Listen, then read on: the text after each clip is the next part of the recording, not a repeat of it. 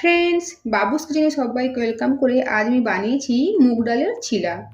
সবুজ মুগ ডালের চিলা বানিয়েছি। এটি একটি স্বাস্থ্যকর রেসিপি, আর বানানো যেমন সহজ, খেতেও ঠিক তেমনই সুস্বাদু হয়। আমরা এতে ব্রেকফাস্টে বা ডিনারে যে কোনো সময় নিতে পারি। বিশেষ করে যারা ওয়েট লস করতে চান তাদের জন্য এটি একটি পারফেক্ট স্বাস্থ্যকর রেসিপি। তা চলুন যাওয়া যাক রেসিপির দিকে। আমি কীভাবে বানিয়েছি মুগ ডালের চিলা। সবুজ মুগের চিলা বানানোর জন্য আমি এখানে সবুজ মুগ ভিজিয়ে নিয়ে তারপরে অঙ্কুর করে নিয়েছি। মিক্সিং গ্রাইন্ডার নিয়েছি। এখন মিক্সিং গ্রাইন্ডারের মধ্যে দিয়ে দেবো অঙ্কুর মুগ ডালটা। দেবো স্বাদ মতো লবণ, একটা কাঁচা লঙ্কা, আর সামান্য পরিমাণে কুচানো আদা,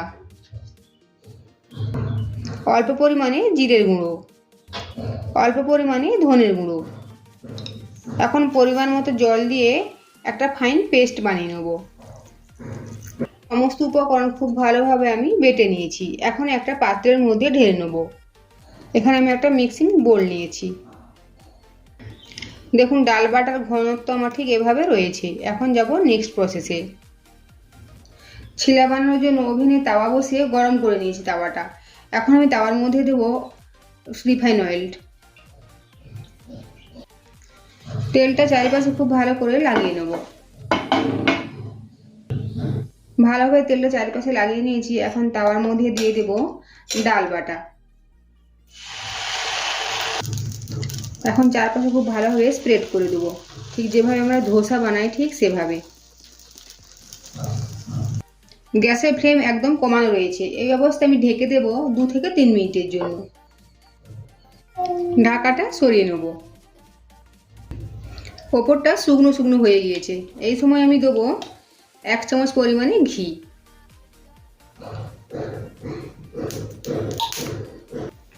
ঘিটা চারিপাশে এভাবে লাগিয়ে দেবো। ঘি চারিপাশে খুব ভালোভাবে আমি লাগিয়ে নিয়েছি। এই মুগ ডাল চিলা একটু হতে সময় লাগে, তাই গ্যাসের ফ্লেম কমিয়ে রেখে আস্তে আস্তে এটাকে হতে দিতে হবে। চিলাটা হয়ে এসেছে।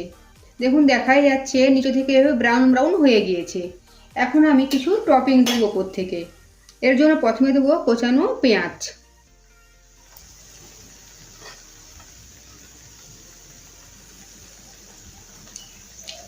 দেবো গ্রেট করে রাখা গাজর,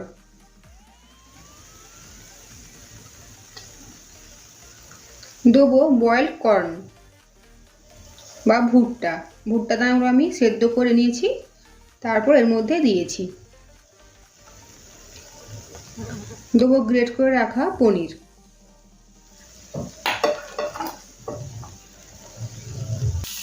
দেবো অল্প পরিমাণে লবণ, সব শেষে দেবো চিলি ফ্লেক্স।